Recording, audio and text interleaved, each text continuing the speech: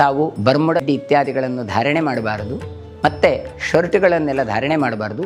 ಸ್ತ್ರೀಯರು ಕೂಡ half skirt, Bermuda ಇತ್ಯಾದಿಗಳನ್ನು ಧಾರಣೆ ಮಾಡಬಾರದು. ಕೃಷ್ಣಂ ವಂದೇ ಜಗದ್ಗುರುಂ. ಶ್ರೀ ಶ್ರೀ ವೇದವರ್ಧನ ತೀರ್ಥರ ಪ್ರಥಮ ಪರ್ಯಾಯ ಆರಂಭಗೊಂಡಿದೆ. ಹಾಗಾಗಿ ತಾವು ಎಲ್ಲ ಕೃಷ್ಣ ಭಕ್ತರಿಗೆ ಸೂಚನೆಯನ್ನು ಕೊಡ್ತಾ ಇದ್ದಾರೆ. ಕೃಷ್ಣ ಭಕ್ತರು ಕೃಷ್ಣದೇವರ ದರ್ಶನಕ್ಕೆ ಬರುವಾಗ ತಾವು ಬರ್ಮುಡಾ ಇತ್ಯಾದಿಗಳನ್ನು ಧಾರಣೆ ಮಾಡಬಾರದು, ಮತ್ತು ಶರ್ಟ್ಗಳನ್ನೆಲ್ಲ ಧಾರಣೆ ಮಾಡಬಾರ್ದು.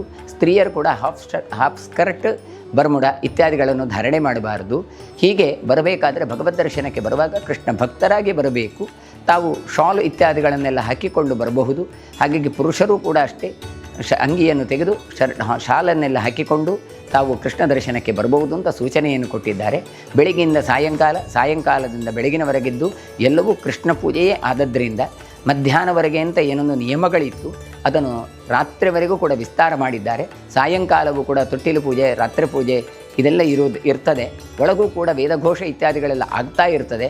ಎಲ್ಲವೂ ಕೃಷ್ಣನ ಪೂಜೆ ಎನ್ನುವಂತಹ ಕಲ್ಪನೆ ಜನರಿಗೆ ಬರಬೇಕು. ಹಾಗಾಗಿ ಕೃಷ್ಣ ಭಕ್ತರಾಗಿ ತಾವು ಕೃಷ್ಣ ಪ್ರಜ್ಞೆಯಿಂದ ದರ್ಶನಕ್ಕೆ ಬರಬೇಕು ಎನ್ನುವ ದೃಷ್ಟಿಯಿಂದ ಸರೋವರದ ಮೂಲಕ ಏನೊಂದು ಪೂರ್ವ ದ್ವಾರ ಇದೆ, ಮಹಾದ್ವಾರ, ಅಲ್ಲಿಂದ ಒಳಗೆ ಪ್ರವೇಶ ಮಾಡಬೇಕಾದರೆ ಯುತಕಗಳನ್ನು, ಅಂಗಿಗಳನ್ನು ತೆಗೆದು ಬರಬೇಕಾಗಿ ವಿನಂತಿಸಿಕೊಳ್ತಾ ಇದ್ದೇವೆ.